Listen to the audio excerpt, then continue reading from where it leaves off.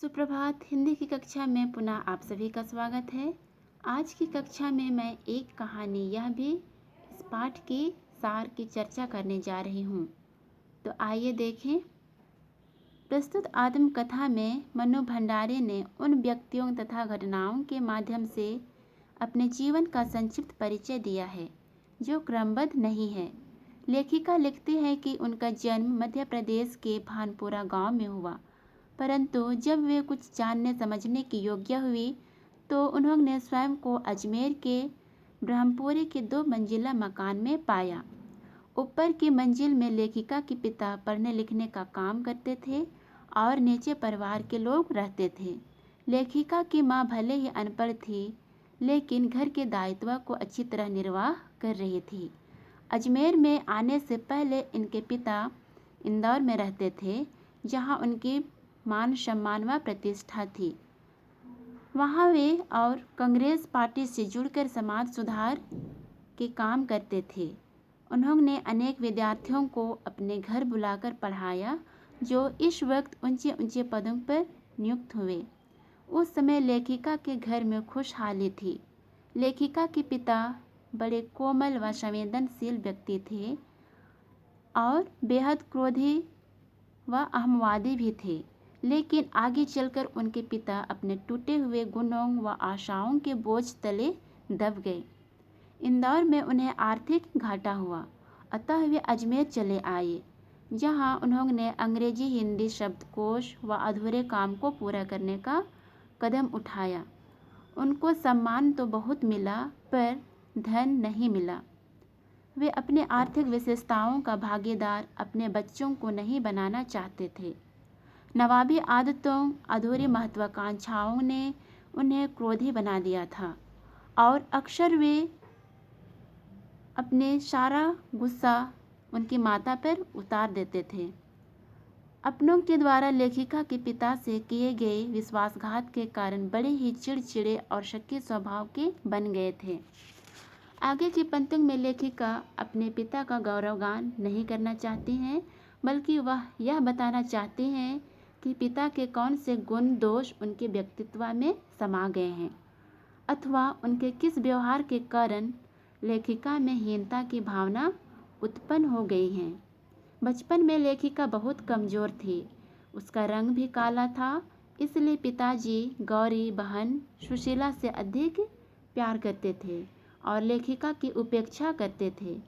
कालांतर में लेखिका को नाम, सम्मान तथा प्रतिष्ठा प्राप्त हुई, लेकिन फिर भी उनमें हीनता की भावना पनप रही थी। यही नहीं, पिता का शक्की स्वभाव लेखिका के स्वभाव में समाहित हो गया। भले ही लेखिका के विचार अपने पिता के विचार से अलग थे, लेकिन फिर भी पिताजी का स्वभाव लेखिका में प्रतिबिंबित होने लगा था। वहीं इसके विपरीत लेखिका की माता धैर्यशील व सहनशील नारी थी। वे न केवल पिताजी द्वारा कष्टों को सहन कर लेते थे, बल्कि बच्चों की जिद को सहज भाव से अपना भी लेते थे। उन्होंने परिवार के सदस्यों से कुछ नहीं लिया, बल्कि उम्र भर देते ही रहीं। फलस्वरूप सभी बच्चों की सहानुभूति माँ के साथ थी, परंतु माँ का त्याग लेखिका का आदर्श नहीं बन सका। आगे लेखिका कहते हैं, वे अपने आरंभिक जीवन का परिचय देते हुए कहते हैं कि अपने 5 भाई बहनों में वह सबसे छोटी थी। अपने भाई बहनों के साथ घर के बड़े आंगन में बाल्यावस्था के सभी खेल खेले, लेकिन उनके सभी खेल की सीमाओं के भीतर ही होते थे। भाई अवश्य घर से बाहर खेलते थे, परंतु उन दिनों घर की दीवारें पूरे मोहल्ले तक मानी जाती थीं। किंतु आज पड़ोसी संस्कृति समाप्त हो चुकी है और सभी लोग अपने घर तक ही सीमित हो गए हैं। यही नहीं, लेखिका के आरंभिक कहानियों के पात्र भी उसी मोहल्ले के थे, जहां उसने अपने किशोर अवस्था को गुजारकर युवा अवस्था को आरंभ किया था। काफ़ी समय बीत जाने पर भी लेखिका उनको भुला नहीं सकी। उसे इस बात की हैरानी भी हुई कि महाभोज के माध्यम से बहुत वर्षों के बाद अपने दादाजी की यादें सजीव होने लगीं। लेखिका पुनः लिखती हैं कि उनके परिवार में लड़की का विवाह तब कर दिया जाता था जब वह 16 वर्ष की होती थी तथा मैट्रिक तक शिक्षा प्राप्त करती थी। बड़ी बहन सुशीला का सन 1944 में इस आयु को अर्थात 16 वर्ष प्राप्त करते ही विवाह कर दिया गया और वह कलकत्ता चली गई। दोनों बड़े भाई भी पढ़ाई के लिए बाहर चले गए। अब लेखिका को अपने अस्तित्व का पता चला। यही नहीं, पिताजी भी इसका ध्यान रखने लगे।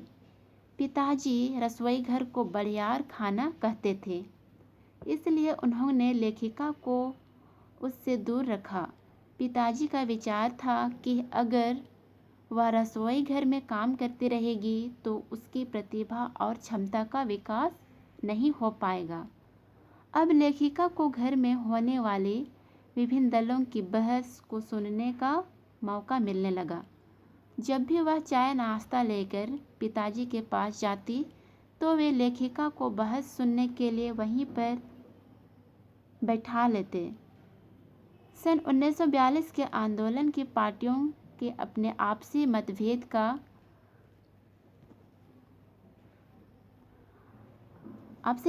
का लेखिका को कोई ज्ञान नहीं था, लेकिन उनके मन में क्रांतिकारियों और शहीदों के बलिदानों को लेकर एक पीड़ा अवश्य बनती रही। 10वीं कक्षा तक लेखिका घर में होने वाली बहसों को सुनने लगी और पुस्तकें पढ़ने लगी। 10वीं पास करते ही लेखिका ने 11वीं प्रथम वर्ष में दाखिला लिया। तब उनका परिचय हिंदी की प्राध्यापिका शीला अग्रवाल से हुआ। उन्होंने ही लेखिका को साहित्यिक दुनिया में प्रवेश करवाया था। 2 साल बीतते बीतते लेखिका प्रेमचंद, जैनेन्द्र अज्ञेय, यशपाल, भगवती शरण वर्मा आदि साहित्यकारों को जानने लगी। इनमें से कुछ लेखकों की रचनाओं ने लेखिका को अत्यधिक प्रभावित किया। धीरे धीरे लेखिका की सोच में बदलाव आने लगा। इस प्रकार लेखिका ने शीला अग्रवाल से साहित्य के बारे में बहुत कुछ सीखा। शीला अग्रवाल ने लेखिका की जहाँ साहित्यिक सीमाओं को बढ़ाया, वहीं उनके पिता द्वारा देश की स्थितियों के बारे में चलाए गए कार्यक्रमों में भाग लेने की शक्ति प्रदान की। सन 1946 व 47 के दिनों में देश की युवा शक्ति में काफ़ी जोश उमड़ा। फलस्वरूप लेखिका भी शीला अग्रवाल की जोशीली बातों से प्रभावित होकर इन कार्यक्रमों में भाग लेने लगी। इस बात को लेकर कभी कभी उनके घर का वातावरण काफ़ी गर्म हो जाता था, लेकिन लेखिका ने अपने पिता के विरोध की भी परवाह नहीं की। वे विरोध जहाँ तक बढ़ा, वे आगे चलकर लेखिका ने राजेंद्र यादव से विवाह कर लिया। लेखिका स्वीकार करती है कि उनके पिता यश प्राप्ति को बड़ा महत्व देते थे। उनका कहना था कि मनुष्य को समाज में मान सम्मान और प्रतिष्ठा पाने के लिए कुछ विशेष काम करना चाहिए। एक बार कॉलेज के प्रिंसिपल ने लेखिका के विरुद्ध अनुशासनात्मक कार्यवाही करने के लिए घर पर पत्र भेजा, जिसे पढ़कर पिताजी अत्यधिक क्रोधित हो गए। उनका विचार था कि लेखिका उनकी मान मर्यादा को नष्ट कर देगी। पिताजी घर से क्रोधित होकर कॉलेज गए थे, लेकिन खुश होकर लौटे भी। कॉलेज में जाकर पिताजी को पता चला कि वहाँ सभी 3 लड़कियों के इशारे पर कक्षाएं छोड़कर बाहर आ जाती हैं। उन 3 में से एक लेखिका थी। यह समाचार पाकर पिताजी को अपने आप पर गर्व महसूस हुआ। लेखिका भी पिताजी के मुख से अपनी प्रशंसा सुनकर हैरान हो गई। लेखिका एक अन्य घटना का उल्लेख करते हुए कहती है कि आज़ाद हिंद फौज के मुकदमे को लेकर सभी कॉलेजों, स्कूलों तथा दुकानों के लिए हड़ताल का आह्वान किया था। बहुत सी दुकानों को बलपूर्वक बंद करवाया गया। सभी हड़ताली विद्यार्थी शाम को नगर के मुख्य चौराहे पर इकट्ठे हुए, जहां पर खूब भाषणबाजी हुई। उधर लेखिका के पिताजी के एक मित्र ने लेखिका के विरुद्ध उनके कान भर दिए। उनके विचार अनुसार लेखिका का लड़कों के साथ मिलकर हड़ताल करवाना, नारेबाजी करना अथवा भाषण देना ठीक नहीं है। उसके चले जाने के बाद पिताजी अत्यधिक क्रोधित हुए। उन्होंने यह निश्चय किया कि वे लेखिका को घर से बाहर नहीं जाने देंगे। इस बात से बेखबर जब लेखिका रात को घर लौटी तो उसने देखा कि पिताजी के पास अजमेर के सर्वाधिक प्रतिष्ठित और सम्मानित डॉक्टर अम्बालाल जी बैठे थे। पिताजी से लेखिका की प्रशंसा कर रहे थे। उन्होंने पिताजी को बधाई देते हुए कहा कि उन्होंने लेखिका का भाषण न सुनकर बहुत बड़ी गलती की है। यह सब सुनकर पिताजी का गुस्सा शांत हो गया और लेखिका ने भी राहत की सांस ली।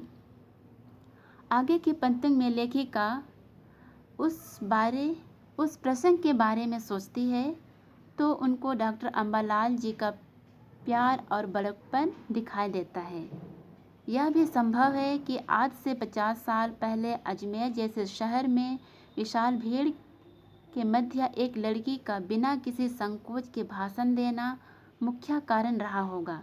जहाँ एक पिताजी का प्रश्न है, वे अंतर्विरोधों के बीच जी रहे थे। एक ओर तो वे सामाजिक छवि बनाए रखना चाहते थे, दूसरा समाज में अपना विशेष स्थान भी चाहते थे, परंतु पिताजी को यह पता नहीं था। इन दोनों के बीच टकराहट थी। इधर सन 1947 में कॉलेज वालों ने शीला अग्रवाल को यह नोटिस दिया कि वे लड़कियों को भड़काने का काम करके अनुशासन भंग कर रही हैं। साथ ही तीसरे वर्ष की कक्षाएं भी बंद कर दी गई ताकि लेखिका और उसके साथ की 2-1 लड़कियों को कॉलेज में प्रवेश ना मिल सके। इस बात को लेकर कॉलेज के बाहर भी काफ़ी हुड़दंग मचा।